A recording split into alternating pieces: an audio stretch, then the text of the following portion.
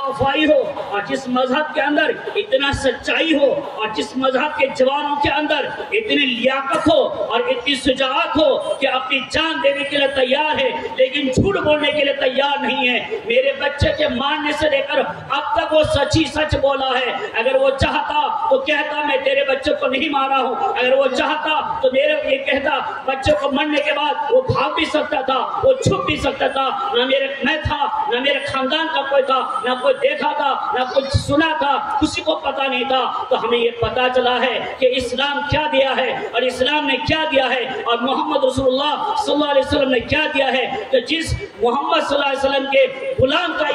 ये मामला है, इतना वादा वफाई है, उस मोहम्मद सल्लल्लाहु अलैहि वसल्लम के खुद का वादा वफाई का क्या आलम होगा, उसकी सच्चाई का क्या आलम होगा। लिहाजा हम अपने धर्म को छोड़ते हैं, इसको भी माफ करते हैं और अपने धर्म को भी छोड़ते हैं, इसको भी माफ करते हैं और अपने मजहब को भी छोड़ते हैं, इसको भी माफ करते हैं और हम दामन इस्लाम में जाके गिन देते हैं। हमें भी दामन इस्लाम में जगह दे दी। मेरे दोस्तों बुजुर्गों, इसी तरह से बता रहे हैं हजरत अबू किलाबा हजरत अनस रज़ी अल्लाह अन्हु की खिदमत में जब प्यारे आका जनाब मोहम्मद रसूलुल्लाह सल्लल्लाहु अलैहि वसल्लम का विसाल हो गया तो अबू किलाबा सोचने लगा कि अब तो रसूलुल्लाह सल्लल्लाहु अलैहि वसल्लम के इंतकाल हो गया है, विसाल हो गया है, अब मुझे रसूलुल्लाह सल्लल्लाहु अलैहि वसल्लम की सोहबत नहीं मिल सकती है, अब वो बरकत नहीं मिल सकती है, तो क्या करूं। सोचते सोचते फिर क्या किया कि हजरत अनस रज़ी अल्लाह अन्हु की खिदमत में जा पहुंचे और कहा कि मैं आका अलैहिस्सलाम के खादिम के खिदमत में रहकर मैं आका अलैहिस्सलाम की बरकत और उसकी मोहब्बत हासिल करूंगा। चुनांचे उसमें गए, काफी दिन तक हजरत अनस रज़ी अल्लाह अन्हु की खिदमत में रहकर वक्त का नेक नामी बना, बड़े शोहरत याफ्ता हुआ, मुस्तजाब दुआ हुआ, लोगों में चर्चा हो गया कि अबू किलाबा जो दुआ करते हैं वो दुआ रद्द नहीं होती है, बड़े नेक इंसान हैं, बड़े सच्चे इंसान हैं। इसकी जवानी अल्लाह के रसूल सल्लल्लाहु अलैहि वसल्लम के खादिमों की खिदमत में लगी है और इसकी जो जवानी, इसकी जिंदगी इश्क रसूल में और इश्क कुरान में और सच्चाई और दयानतदारी में लगी है। यहाँ तक के दोस्तों बुजुर्गों, अबू किलाबा के खानदान का एक बच्चा अपनी जवानी उम्र में उसको इंतकाल का वक्त करीब आ गया तो वह डर गया कि मेरी जवानी तो गुनाहों में कटी है, मेरी जवानी मेरी जिंदगी तो बदकारी में और नाफरमानी में, अल्लाह के रसूल की और अल्लाह के कुरान के नाफरमानी में कटी है। लिहाजा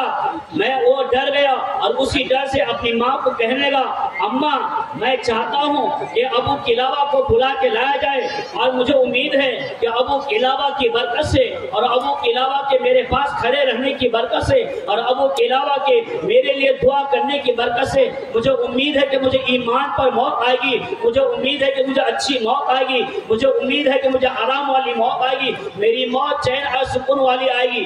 माँ गई दौरे दौरे अबू किलाबा के पास, अबू किलाबा को जाके खबर दिया। अबू किलाबा आए और आकर जो है उस बच्चे उस जवान के पास आकर खड़े हुए,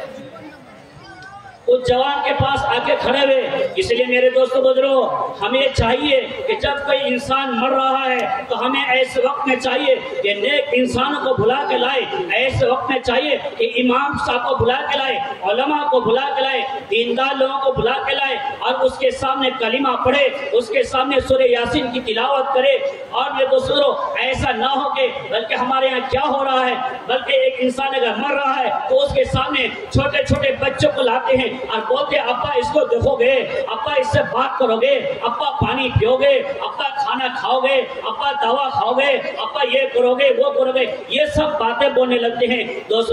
उस वक्त इस्लाम का तरीका और तरीका ये है कि मौत के वक्त में जब कोई इंसान मरे तो उसके सामने कलिमा को पढ़ना चाहिए, उसके सामने सूरह यासीन को पढ़ना चाहिए कि आपके कलिमा के पढ़ने की बरकत से हो सकता है कि वो भी कलिमा पढ़ ले और उसकी आखिरत की हमेशा की जिंदगी कामयाब हो जाए। अरे आपके सूरह यासीन की तिलावत की बरकत से हो सकता है उसकी रूह निकलने में आसान हो। बता रहे हैं कि जिस मैयत के पास सूरह यासीन की तिलावत की जाएगी उस मैयत की रूह निकलने में आसानी होती है।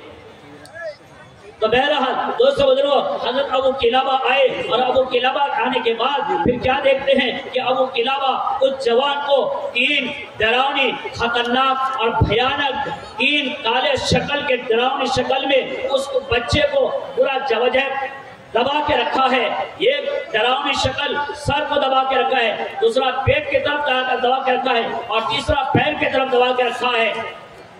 जब अबू किलाबा आए और देख रहा है कि बच्चे की कैफियत अजीब सी है